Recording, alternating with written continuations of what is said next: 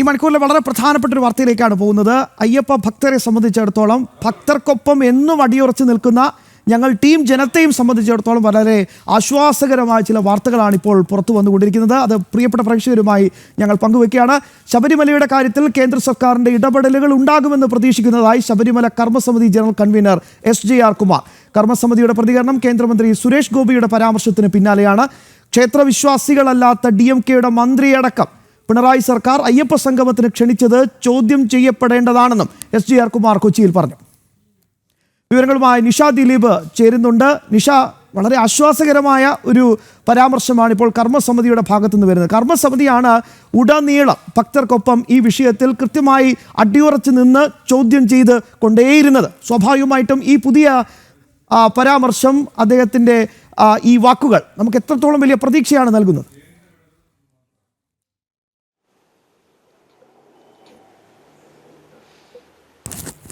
ശ്യാം, തീർച്ചയായും വലിയ പ്രതീക്ഷ തന്നെയാണ് ഇത്തരത്തിൽ ശബരിമല കർമ്മസമിതിയുടെ വാക്കുകൾ നൽകുന്നത്. കാരണം ശബരിമലയിൽ സംഘടിപ്പിച്ച ശബരിമല സംരക്ഷണ സംഗമം അത് പ്രതീക്ഷിച്ചതിലും വലിയ വിജയം തന്നെയായിരുന്നു.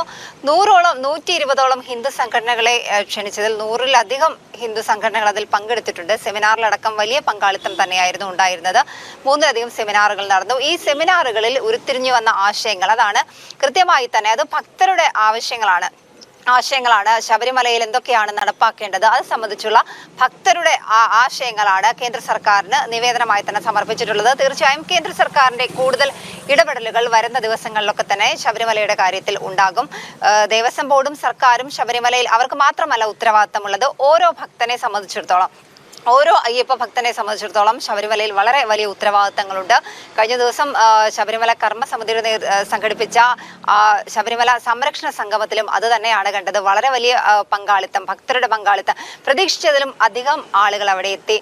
അതുകൊണ്ട് തന്നെ വലിയ ഒരു വിജയം തന്നെയായിരുന്നു ആ ഒരു സംഗമം. ശബരിമല സംരക്ഷണ സംഗമം വലിയ വിജയം തന്നെയായിരുന്നു. ഭക്തരുടെ ഭാഗത്തു നിന്നും എന്തൊക്കെയാണ് ഇനി ശബരിമലയിൽ നടപ്പാക്കേണ്ടത്, ശബരിമലയെ സംബന്ധിച്ചിടത്തോളം എന്തൊക്കെയാണ് ഭക്തർ ആഗ്രഹിക്കുന്നത്, അത്തരം കാര്യങ്ങളൊക്കെ തന്നെയാണ് അവിടെ സെമിനാറുകളിലടക്കം ഉരുത്തിരിഞ്ഞു വന്നത്. അതൊക്കെ തന്നെ കേന്ദ്ര സർക്കാരിന് നിവേദനമായി നൽകിയിട്ടുണ്ട്. വരും ദിവസങ്ങളിൽ കേന്ദ്ര സർക്കാരിന്റെ കൂടുതൽ ഇടപെടലുകൾ ശബരിമലയിൽ ഉണ്ടാകും. അതുമായി ബന്ധപ്പെട്ട് തുടർ ചർച്ചകൾ ശബരിമല കർമ്മസമിതിയുടെ ഭാഗത്തു നിന്നുണ്ടാകും. അതൊക്കെയാണ് ശബരിമല കർമ്മ സംരക്ഷണ സമിതി അല്പസമയം മുമ്പ് വാർത്താ സമ്മേളനത്തിൽ അറിയിച്ചത്. മാത്രമല്ല ഈ പല കാര്യങ്ങളും അവിടെ സർക്കാരിന്റെ ആഗോള അയ്യപ്പ സംഗമത്തെ ചോദ്യം ചെയ്തത് പല കാരണങ്ങൾ കൊണ്ടാണ്. ഭക്തരുടെ വിശ്വാസങ്ങളല്ല അവിടെ സംരക്ഷിക്കപ്പെട്ടത്, മറിച്ച് സർക്കാരിന്റെയും ഇടത് സംഘടനകളുടെയും പ്രതിനിധികളെ ക്ഷണിച്ചു വരുത്തിയതും അവരൊക്കെയാണ് അന്ന് ആ ഒരു സംഗമത്തിൽ പങ്കെടുത്തത്. അവിടെ ഭക്തർക്കാണ് പ്രാധാന്യം നൽകേണ്ടത്.